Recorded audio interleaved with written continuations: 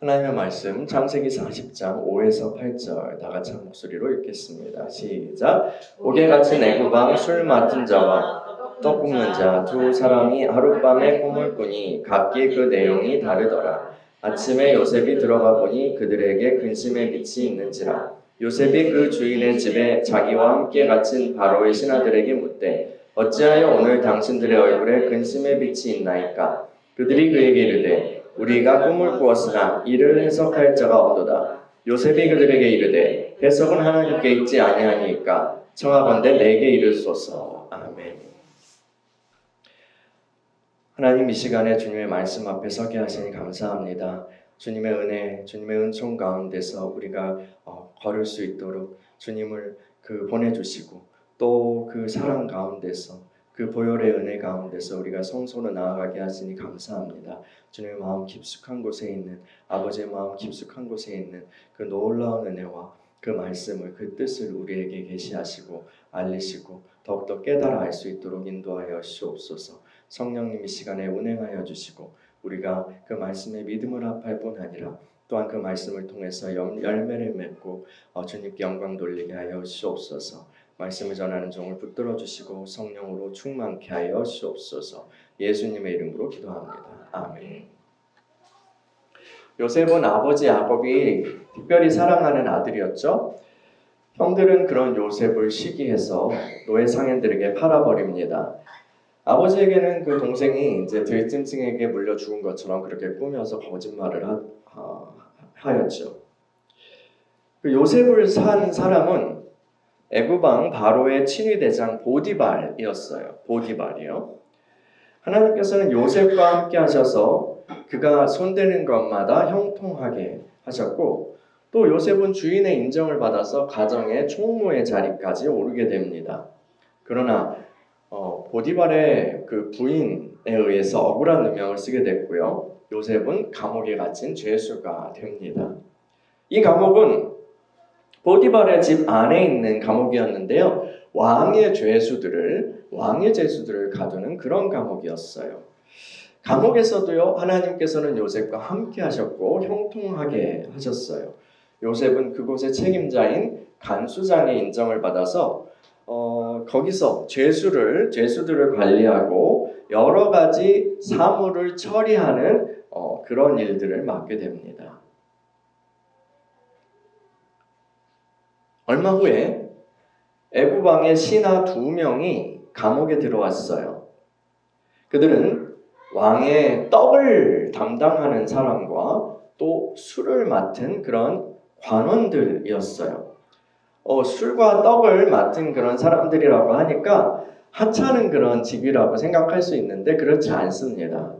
이들은 보디발과 같은 그런 관원장이었어요. 관원장이요. 그래서 왕의 측근으로 굉장히 높은 그런 지위를 가진 사람들이에요. 그 느헤미야도, 여러분들이 잘 아시는 느헤미야도 그 페르시아 바사 왕의 술 맡은 관원이었어요. 술 관원이었어요.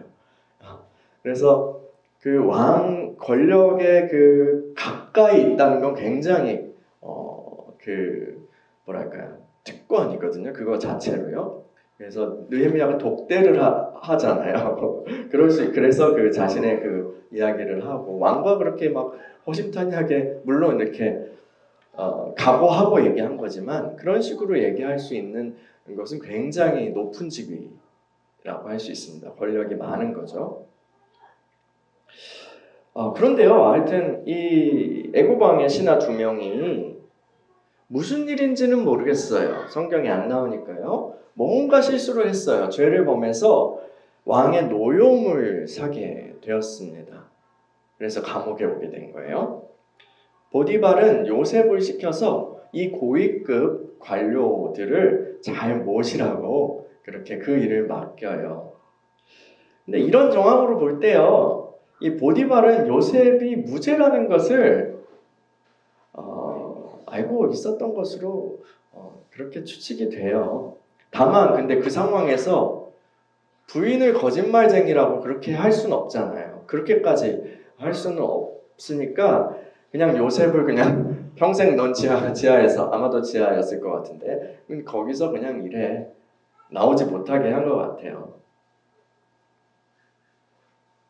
본디오 빌라도가 예수님의 무죄를 알고 있었지만 정치적인 그런 판단으로 주님께 사형을 내렸던 것과 비슷하죠.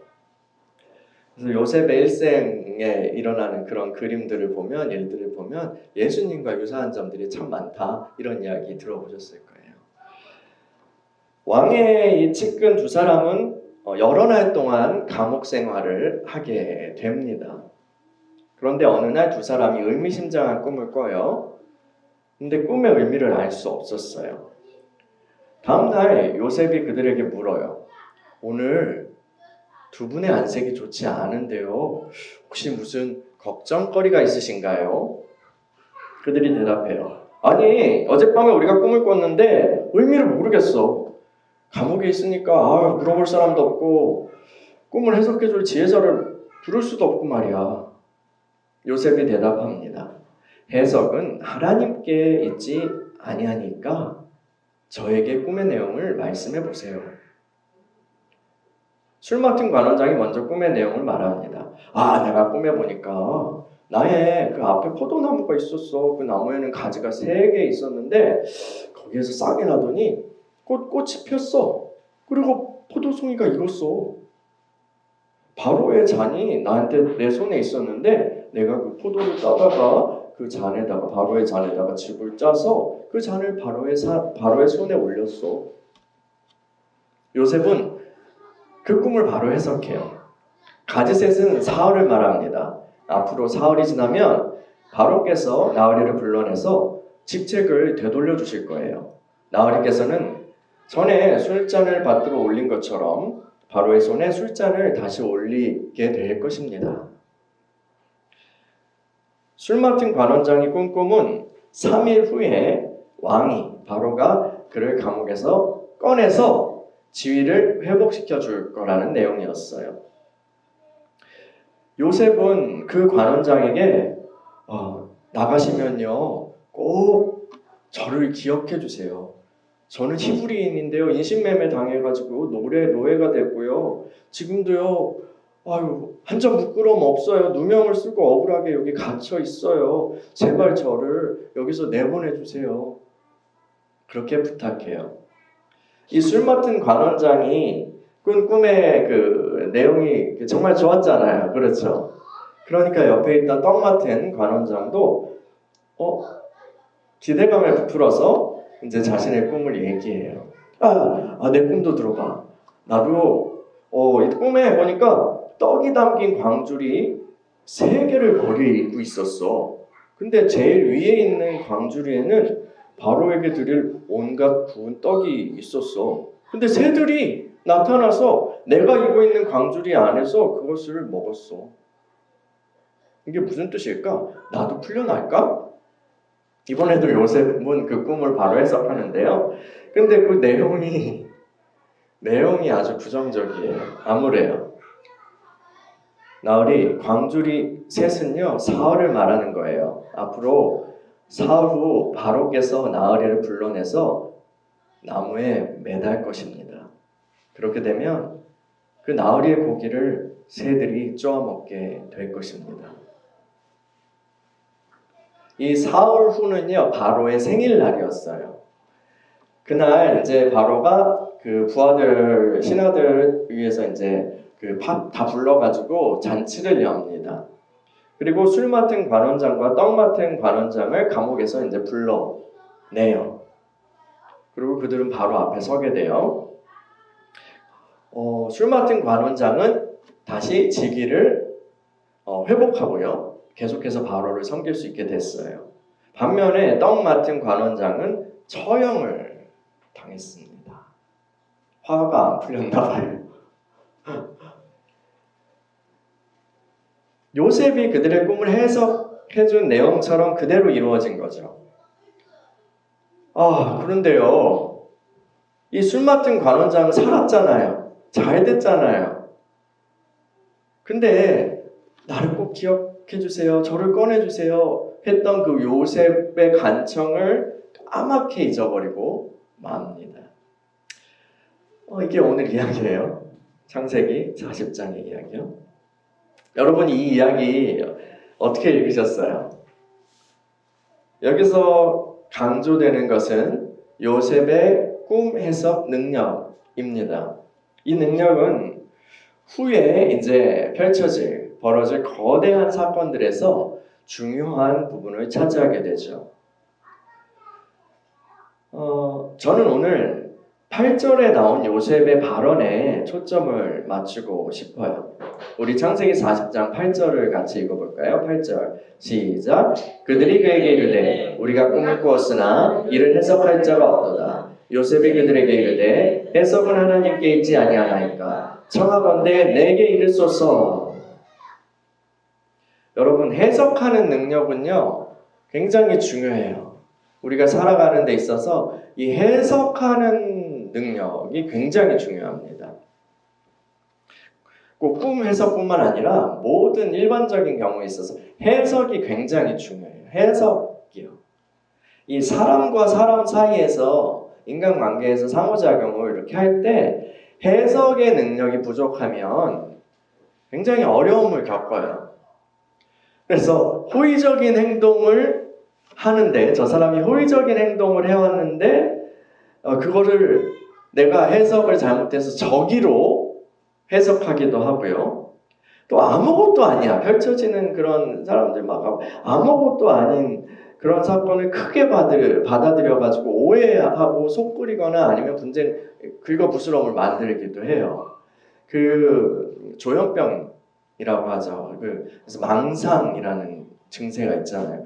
그런 증세 중에 하나가 그거잖아요. 누가 이렇게 막 이렇게 둘이서 이야기를 하고 있는 너 내 욕했지 막 이런 식으로 해가지고 저 사람들이 날 죽일 음모를 꾸미고 있어. 이렇게 생각이 가는 거잖아요. 근데 그렇게 이제 병증까지 가지 않더라도 우리가 삶에서 어떤 상호작용, 의사소통에서 해석을 잘못돼가지고 문제를 겪는 경우들이 꽤 있습니다. 우리 남녀간에도 젊은이들이 이런 질문 많이 하잖아요.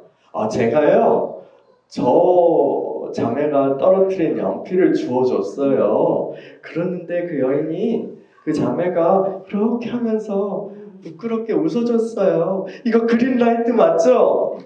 그린라이트가 뭐냐면 이제 그 사람도 나를 이성으로서 호감을 갖고 있고 좋아하는 거 맞죠? 그러니까 나도 대시해도 되죠? 뭐 이런 의미입니다.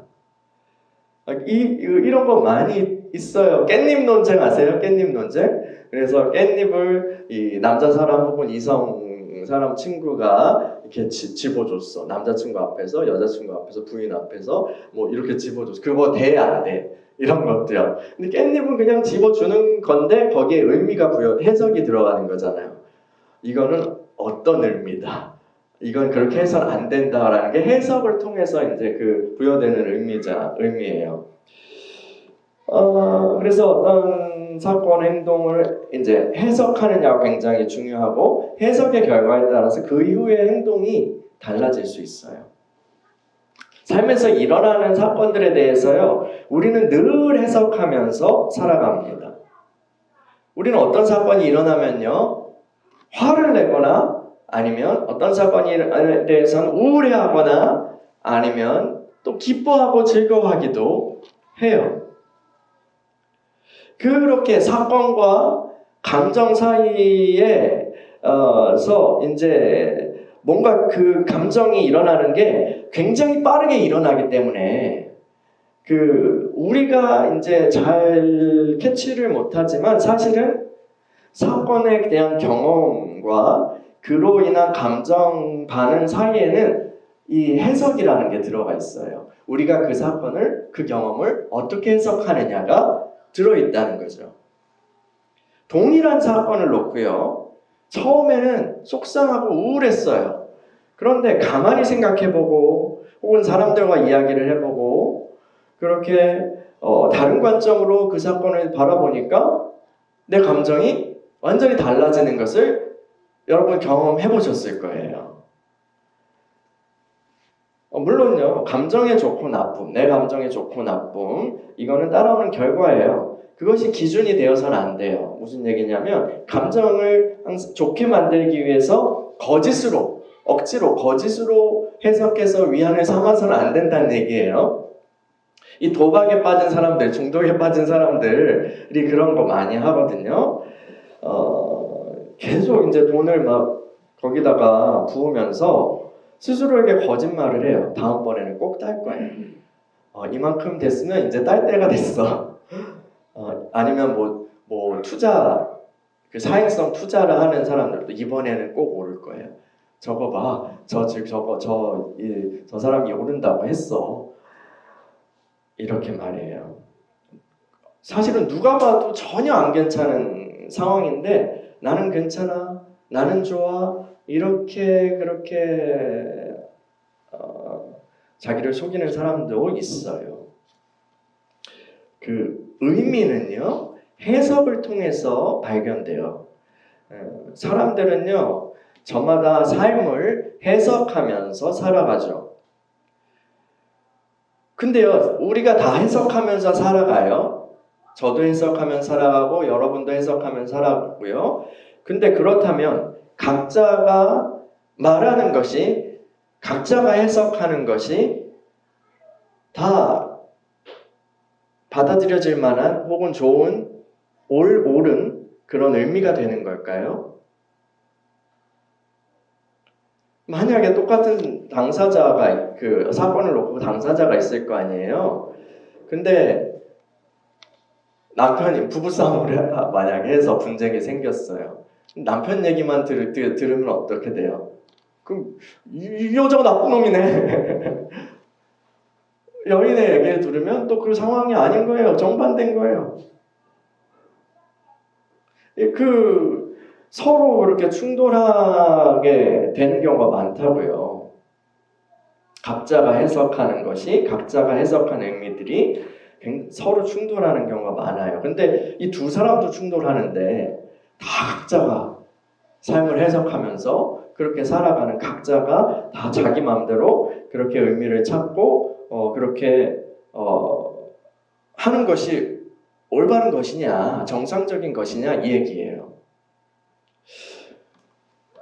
요즘 세상의 그 시대 정신은요, 누구나 각자가 삶을 해석할 권리가 있고, 여기까지 뭐 괜찮아요. 그런데 거기서 더 나아가죠. 외부의 어떤 누구도 그 사람의 해석에 반하는 것을 강요해서는 안 된다라고 말합니다. 이걸 쉽게 말하면 나는 이렇게 생각해, 나 이렇게 생각해 라고 할 때 누군가 와서 그건 이런 것이 아니고 이런 것이야 라고 말하면 안 된다는 거죠. 조금 더 쉽게 말하면 요즘 표현으로 뭐죠? 그렇게 하는 사람을 요즘 뭐라고 조롱하죠? 꼰대질. 네, 그렇게 하면 그 꼰대질 한다고 조롱하는 것이 이제 일상적인 우리의 그 생각이 되었어요. 최첨단의 그런 그 평등 이론, 젠더나 뭐 이런 것들은 뭐라고 말해요? 각자 자신이 스스로를 정의할 수 있고 타인들은 그것을 받아들여줘야 하고 존중할 뿐 아니라 그리고 최대한 배려해줘야 한다고 그렇게 말해요. 최대한 배려, 내가 생각하는 나에 대해서 존중해주고 받아들여주고 그리고 그것에 대해서 최대한 배려를 해줘 라고 요구하는 것이에요. 그러니까 이거는 뭘 전제하냐면 외부적이고 또 객관적으로 존재하는 어떤 기준이라는 것은 다 허상이고 각 개인들이 내가 곧 새로운 기준이라는 거예요. 내가요. 근데 그 나들이 너무 많죠. 여기도 나가 몇 명이나 돼요. 다 그렇게 얘기를 하면서 사는 것이 옳다. 옳은 게 없다면서 그 사실은 옳다라는 거죠. 모든 사람이 내가 그렇게 말하면 그런 거야 라고 말하는 세상인 거예요. 문제는요, 모든 개개인이 그렇게 주장하면 충돌할 수밖에 없어요. 다 인정하자? 조화롭게 인정하자? 돼요? 저기 멀리 있는 사람한테는 될 수 있죠. 나랑 대면할 일 없고 나와 얽힐 일 없으니까요. 근데요, 나는 이 사회에서 항상 다른 사람과 소통하고 상호작용하고 여러 사람과 살아가는데요.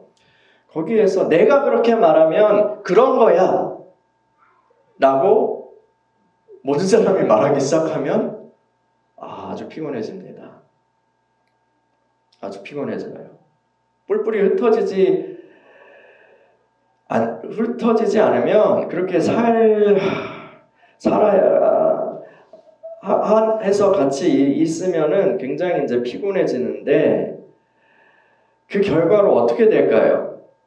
그 결과로요, 누가 이길까? 목소리 큰 사람이 이겨요. 기센 사람이 이깁니다. 돈 많은 사람이 이겨요. 돈 많은 사람이 이고요, 힘센 사람이 이깁니다.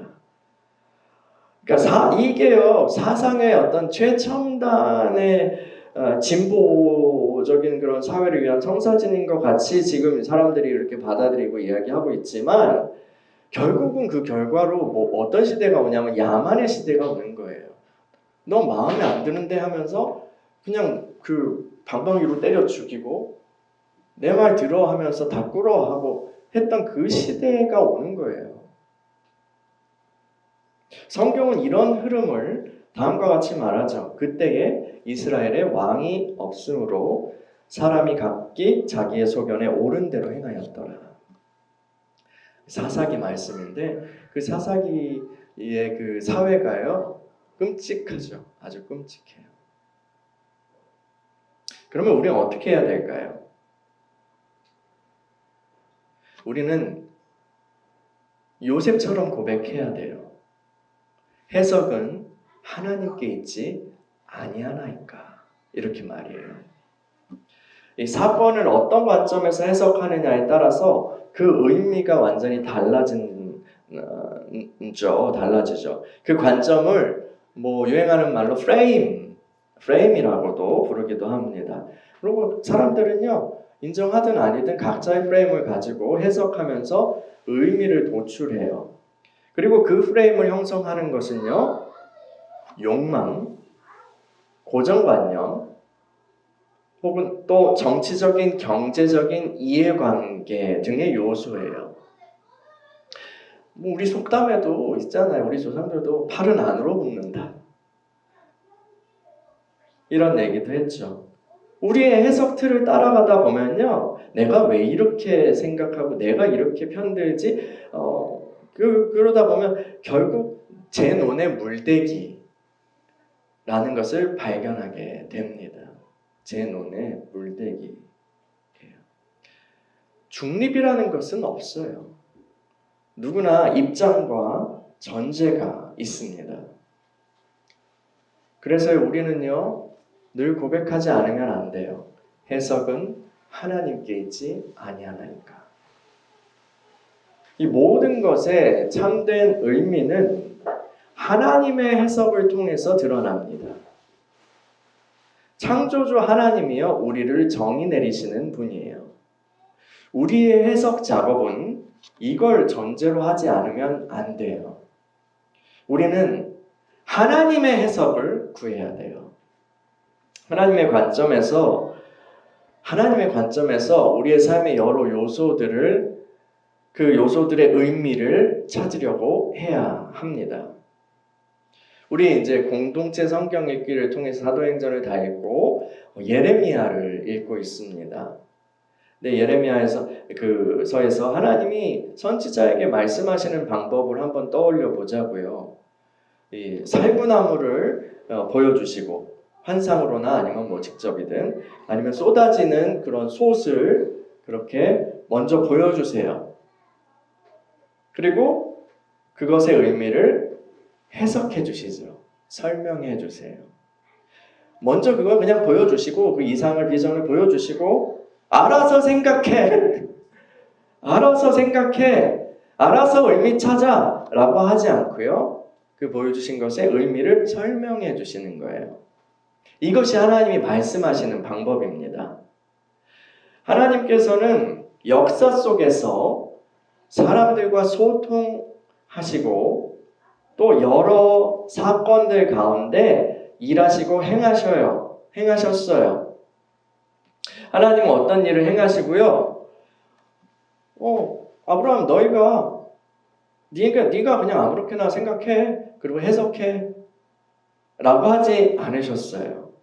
하나님께서는 어떤 일을 행하시고 하나님께서 어떤 일을 행하시고 나서 그 사건의 의미에 대해서도 말씀해 주시는 분이에요. 어떤 신학자들은요. 이 성경이 하나님 경험은 맞아. 하나님에 대한 인간의 경험은 맞아. 그런데 그 경험에 대해서 인간이 스스로 묵상하고 생각해내고 개념화했던 결론들이 들어있는 거야 라고 그렇게 간주하기도 해요. 그렇지 않아요. 하나님께서는 사건을 행하시고 사람들 사이에서 일하셨어요. 그뿐만 아니라 하나님께서는 말씀하셨어요. 말씀하셔서 이 사건의 의미가 이거야 라는 것을 밝혀주셨어요. 십자가 사건을 놓고도요, 막 사람들이 왈가왈부해요. 자신이 하고 싶은 얘기를 해요. 그런데 하나님께서는요, 십자가 사건의 의미는 내 속의 죽음이고요, 또 하나님의 사랑의 확증이라는 것을 명백하게 말씀해 주셨어요. 성경의 여러 말씀들은요, 또 어떤 다른 방식으로 성취되는 것이 아니라 예수님 안에서 다 이루어져요. 예수님 안에서 모든 성경의 참 의미가 드러나죠. 이 성경은요, 어떤 사람들이 종교적 경험을 하고 신 체험을 하고 그것을 혼자 생각하고 막 묵상한 결과물이 아니에요. 하나님께서 그것을 해석해 주셨고요. 우리가 하나님이 의도하신 의미대로 말씀을 이해하고 받아들이기를 원하셨어요. 그래서 하나님은요, 또한 이 성경을 주셨을 뿐 아니라 우리들에게 성령님을 보내주신 거예요. 친히 저자이신 그 성령님을 우리 가운데 보내주신 거예요.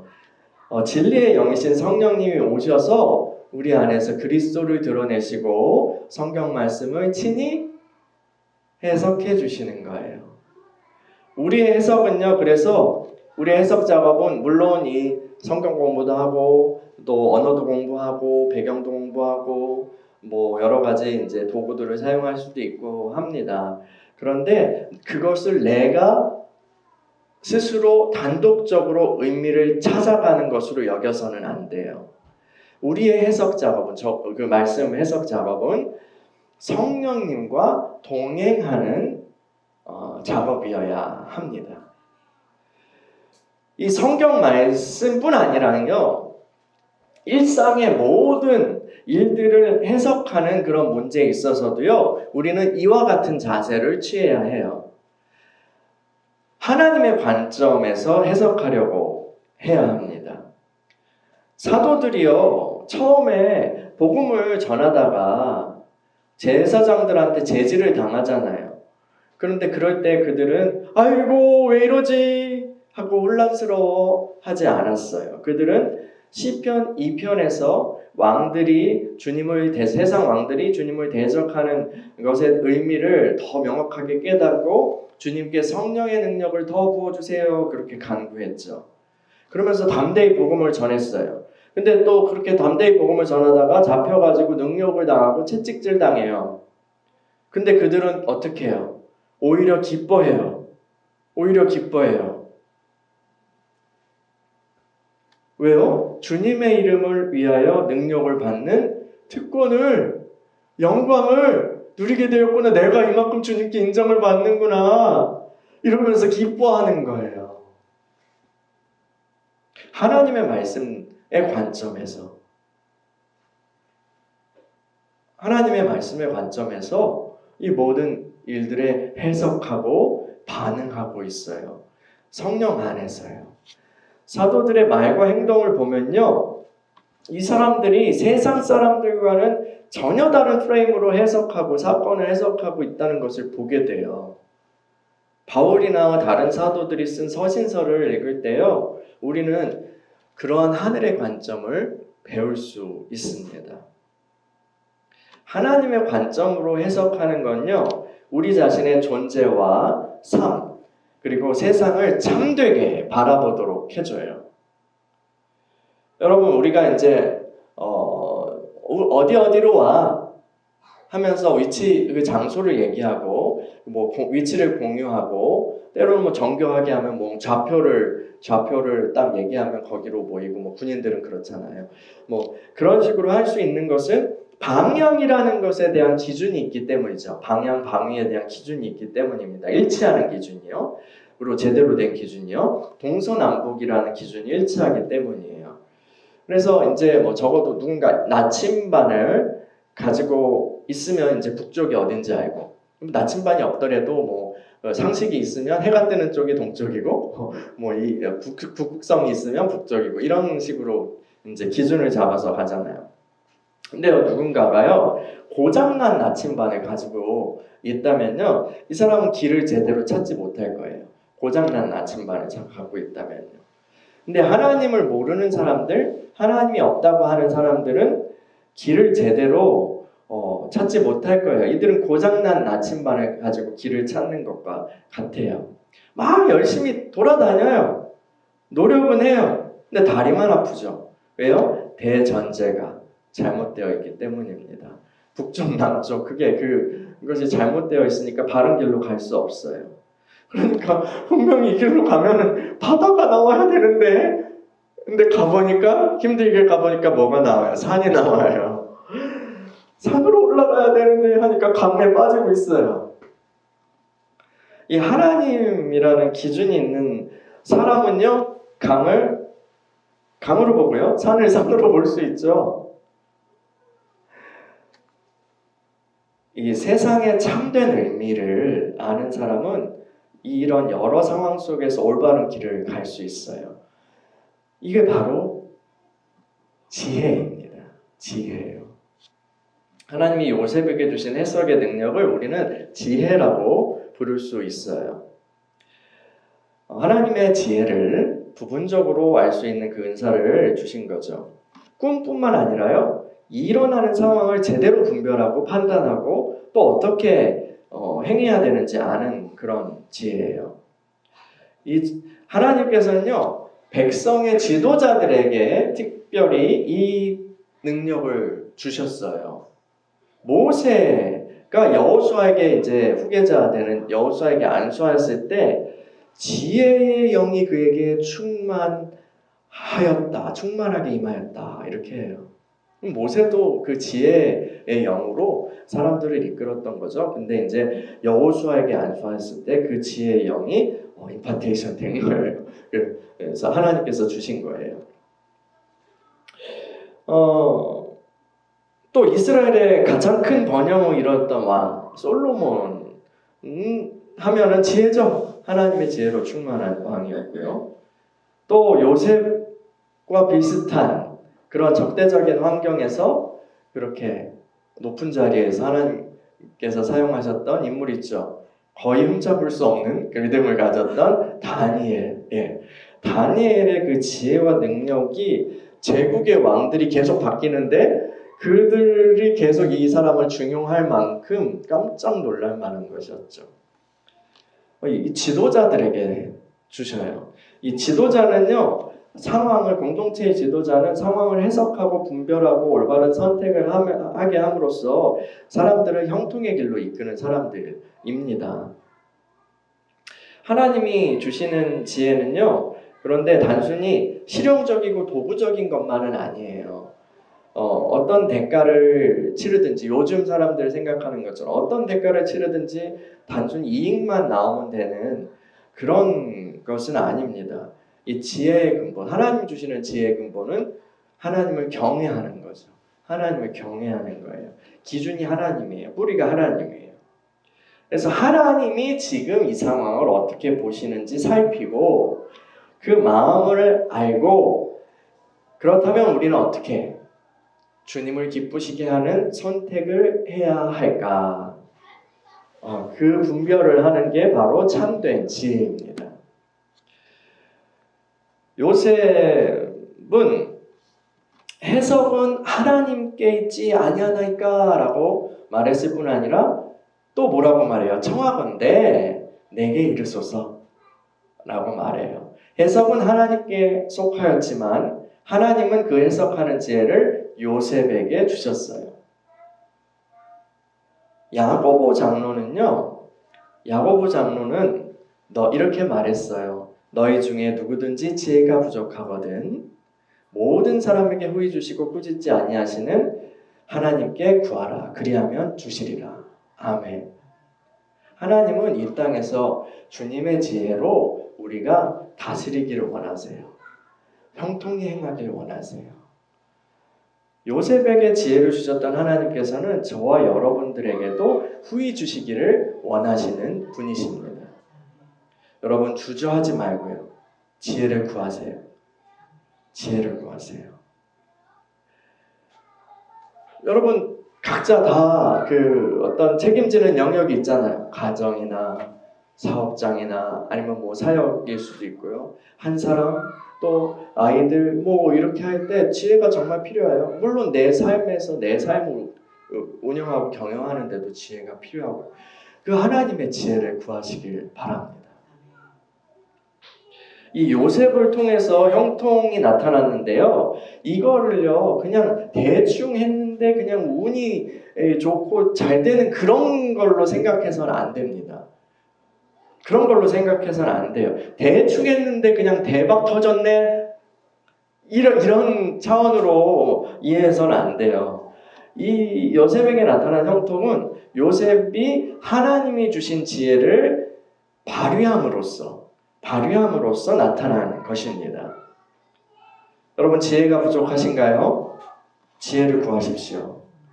하나님의 말씀 그리고 내 존재와 삶을 올바로 바라보고 해석하는 그 지혜를 구하십시오. 그 상황에서 올바른 선택을 할 수 있는 지혜를 구하십시오. 모든 사람에게 후히 주시고 꾸짖지 아니하신 하나님께서 여러분에게 주실 것입니다. 아멘. 아멘. 한 가지만 더 이야기할게요. 요셉은요, 다른 사람의 꿈을 풀고요, 하나님이 그 사람의 삶에 하실 일을 정확하게 말했어요. 그것은 정말 그대로 되었죠. 그런데요, 이 요셉은 현재 자기 자신의 삶에 대해서는 충분히 해석하지 못하고 있어요. 요셉은 술 맡은 관원장에게 내가 억울해요 라고 밝히면서 자신을 꺼내달라고 호소하죠. 요셉은요, 해석되지 않고 혹은 모르는 것이 지금 많이 있어요. 우리는요, 이걸 받아들여야 합니다. 모든 해석은 하나님께 속한 것입니다. 하나님은 아시죠? 그 아시는 하나님께서 그 지식과 지혜의 일부를 우리에게 알려주실 때도 있어요. 그러나 우리는 많은 것을 여전히 모르고 있습니다.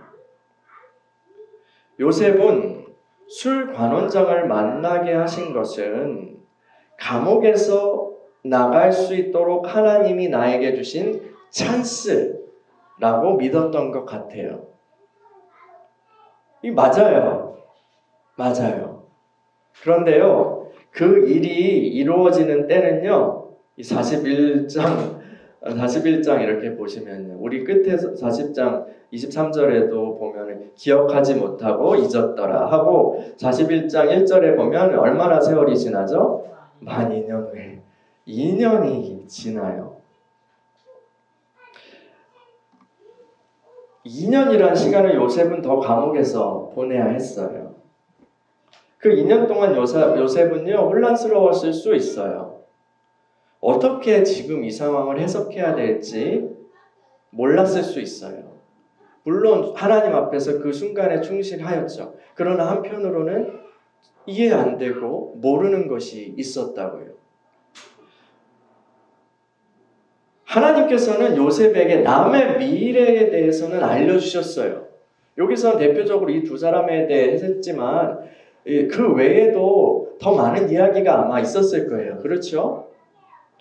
남의 미래에 대해서는 알려주셨지만요, 정작 그 자신의 미래에 대해서는 감춰두셨어요. 꿈에도 몰랐을 거예요. 요셉이 2년 후에 바로의 꿈을 풀게 될 거란 사실을요. 또 그 일로 인해서 요셉이 애굽의 총리가 될 거라는 거예요. 그걸 몰랐을 거예요. 그리고 더 나아가 하나님께서 그렇게 하신 것은 야곱 가족들의 생명을 구원하시기 위함이었다는 것을 요셉은 상상도 하지 못했을 것입니다. 그리고 그 가족들을 통해서 나중에 이스라엘 나라가 나타날 뿐만 아니라 예수 그리스도가 나타나셔서 하나님의 놀라운 회복을 구원을 이루실 거라는 것 상상할 수 있었을까요? 감옥에 있었던 요셉이요. 나중에야 꼭 예수 그리스도까지 가지 않더라도요. 나중에 이제 총리 대신이 되고 아버지 만나고 형제들 만나고 이렇게 일이 다 벌어진 후에야 그는 깨닫고 인정하게 되었죠. 그리고 주님 품 안에서 있다가 정말 하나님의 그 구원의 일들이 어떻게 진행되는지 막 가슴 졸이며 보다가 그 약속을 보며 소망하면서 그렇게 보다가 예수님이 딱 오셔서 십자가를 지시고 부활하시고 하셨을 때 막 박수 쳤을 거예요. 놀랍구나. 이렇게 말이에요. 하나님께서 우리에게 해석의 지혜를 주시고요. 그분의 뜻을 알리시기를 기뻐하시는 분이세요. 그러나 그것은 부분적이라는 것을 잊어서는 안 됩니다. 우리는요, 주님의 뜻을 알기를 추구해야 돼요. 그리고 이미 계시된 하나님의 말씀인 성경, 그것에 하나님이 진짜 어떤 마음이시지? 어떤 걸 원하시지? 이걸 연구해야 돼요.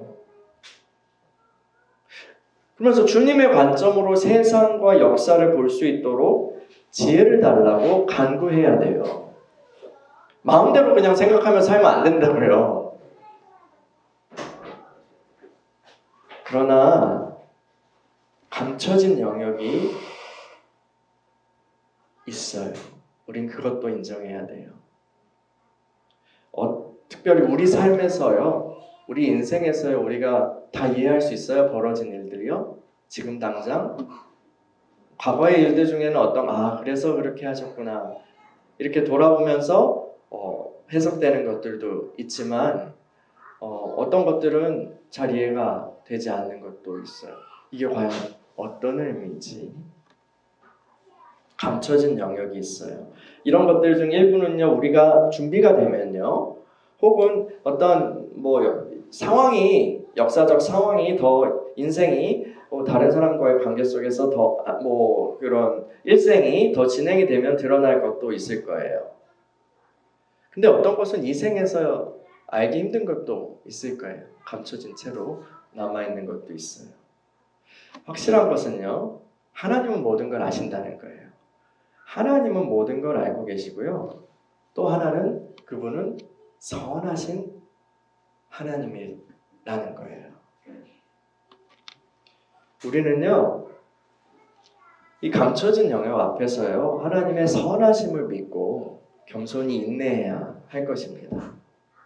감춰진 영역 앞에서요, 우리는 믿음으로 이렇게 찬양할 수 있어요. 바울처럼요.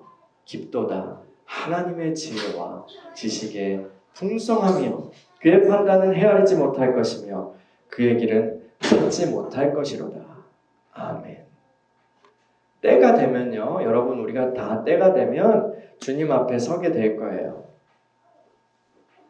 고린도전서 13장 12절에 바울이 뭐라고 이야기하죠? 우리가 지금은 거울로 보는 것 같이 희미하나 그때에는 얼굴과 얼굴을 대하여 볼 것이요 지금은 내가 부분적으로 아나 그때에는 주께서 나를 아신 것 같이 내가 온전히 알리라. 아멘. 지금은요 부분적으로 알지만요 그때에는 온전히 알게 될 것입니다. 지금은요 희미하게 보이지만요 그때에는 선명하게 주의 얼굴을 대면하게 될 거예요. 지금은 이해할 수 없는 것들이 많아요. 내 삶에서도요 세상에서도요. 그러나 그때에는 그 의미를 밝히 알게 될 것입니다. 그때에는 내가 온전히 알리라. 할렐루야. 할렐루야. 함께 기도합시다.